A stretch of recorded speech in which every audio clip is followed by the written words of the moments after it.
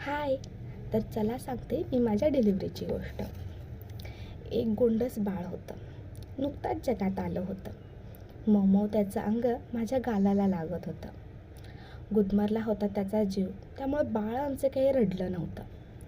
9 महिने पोटात ठेवलं होतं मी, त्यामुळे बाळ मला विसरलं नाही आणि माझी डिलिव्हरी पाहून माझ्या घरच्यांचं रडणं काही आवरलं नाही. मुलगा झाला म्हणून आनंद गगनात मावला नाही, पण माझ्या आत्तीचं आमचा गजू आला बाबा असं बोलणं काही थांबलं नाही. घेतलं होतं त्याला पप्पांनी त्याच्या कुशीत. त्याला आनंदाने रडू काही आवरलं नाही, पण काय करणार, वाटत होती थोडी काळजी आणि भीती, कारण त्याला त्याची बायको कुठे दिसलीच नाही.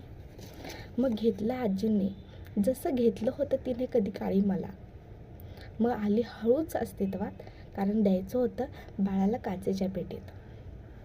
हरवली होती ती स्वतःच तिच्या मनात, कारण की तिला वाटत होतं आमची सानिका ही सेम अशीच होती. नंतर बाळाला दिलं काचेच्या पेटीत. काय करावं कळेना. बेशुद्ध अवस्थेत होते मी तेव्हा पाहिलं होतं बाळाला, पण 4 दिवस नंतर बाळच काही दिसेना.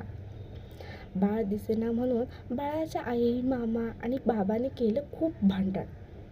आमचं बाळ आम्हाला परत द्या, वाटलं तर सही करून घ्या. आता गेला तिथून वर्ष. कसं सरला दिवस काही कळलंच नाही, पण अजूनही तो दिवस मनात आठवतो आणि तो कधी मनातून जाणारही नाही. बाय.